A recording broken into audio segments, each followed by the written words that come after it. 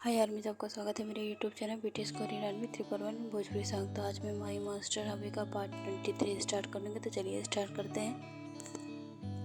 पिछले पार्ट में हमने देखा था कि तेको की शादी की डेट फिक्स हो गई थी। तो आइए स्टोरी में आगे देखते हैं। अब दोनों की हल्दी बहुत ही शांति से बीत जाती है, लेकिन जब मेहंदी की बारी आती है, जब जेको का मेहंदी लग जाती है तो ते उसके पास जाता है और उसे छेड़ने लगता है, क्योंकि अब जेके के हाथ और पैर में दोनों में मेहंदी लगी होती है, तो वो कुछ कर भी नहीं पाती। तो ते अब उससे कहता है कि अब आगे की मेहंदी मैं लगाऊंगा, क्योंकि सब डांस के लिए वहाँ से चले जाते हैं और जेके बिल्कुल अकेली होती है। और ते उसके पास जाता है और वहाँ पे जो आसपास पर्दे लगे होते हैं उसे खोल देता है, और अब दोनों ही अकेले जहाँ मेहंदी लगती है वहाँ पे होते हैं। तो ते अब एक मेहंदी का कोन उठाता है और जेके की बेली पर लगाना स्टार्ट करता है, और उसकी बेली बटन के पास दिल बना देता है।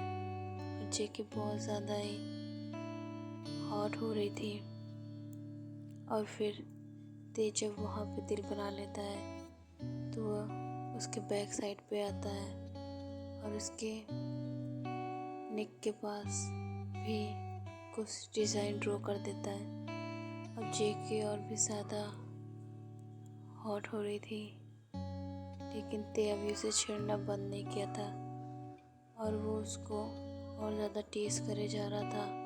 और ऐसे ही वो उसके बहुत सारे जगहों पर डिज़ाइन बना देता है, और उसके चेस्ट के ऊपर भी डिज़ाइन ड्रॉ करता है, जिससे जेके की हालत ख़राब हो रही थी, लेकिन वो ये दिखाना नहीं चाहती थी। तभी वहाँ पे मिशा आ जाती है और उसे देखकर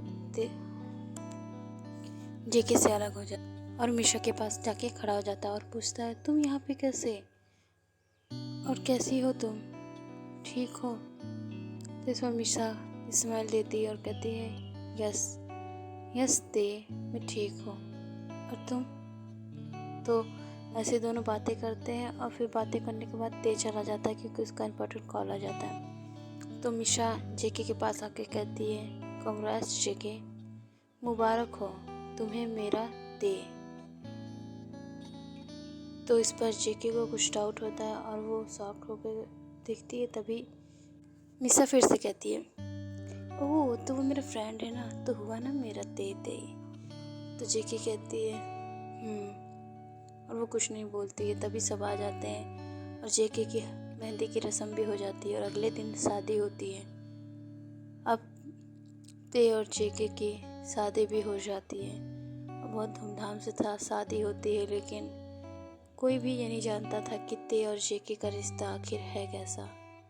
इधर जेके थोड़ी सी डरी हुई थी, उसे नहीं पता था कि उसके साथ अब आगे क्या होगा। और उधर ते डेविल स्माइल के साथ नाइट का वेट करता है, और वो जेके से कहता है, तो अब हमारी सुहाग रात होगी।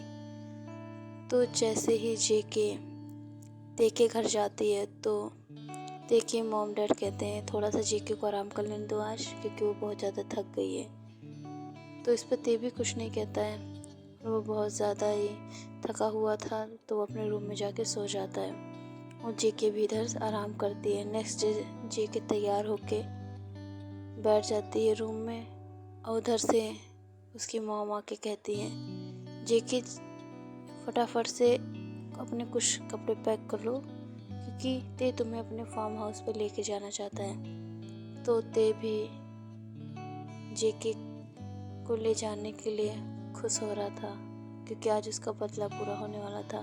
तो जेके भी कुछ नहीं कहती है, वो भी तैयार हो जाती है। तो अब ते का कॉल आता है, क्योंकि उसने शादी से पहले जेके को शॉपिंग कराई थी, तो उसमें उसने एक सेक्सी सा नाइट सूट भी दिया था, जिसे अब जेके को पहनना था आज रात। अब ते उसे ये याद दिलाने के लिए फ़ोन करता है, तो माई डार्लिंग स्वीटहार्ट जल परी, तुम्हें तो याद होगा ना, मैंने तुम्हें कुछ दिलाया था इस रात के लिए, तो आज तुम उसे पहन कर रेडी हो जाना, ओके। और उसे ले ज़रूर लेना, क्योंकि जब मैं रूम में एंटर करूँगा फार्म हाउस में, तो मुझे तुम उसी ड्रेस में चाहिए। तो इधर घबराई हुई सी थी और वो अपने फ्रेंड जिमिन को कॉल लगाती है।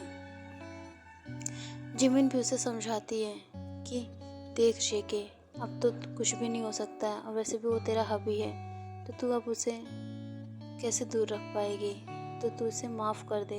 वैसे भी उसने तेरे साथ कुछ किया नहीं था, अब तो शादी हो गई है ना, तो उसका हक भी बनता है कि तुझे अब पत्नी वाले सारी खुशियाँ दे। तो जेके को भी ये बात समझ में आ जाती है। वो भी अपना गुस्सा साइड में रख के रात के लिए तैयार हो जाती है। और ते लंच करने के बाद जेके को तुरंत फार्म हाउस पे लेके जाता है और जेके भी उसके साथ चुपचाप चली जाती है। भाई यार, मैं इस पार्ट को मैं ये एंड करती हूँ। I know this part is very short, but मैं क्या करूँ, मुझे कुछ प्रॉब्लम है, तो मैं इसे यहीं पे ख़त्म करती हूँ। नेक्स्ट डे इसे और भी ज़्यादा ही इंटरेस्टिंग बनाऊँगी। तो बाय यार मिस, इंतज़ार कीजिएगा।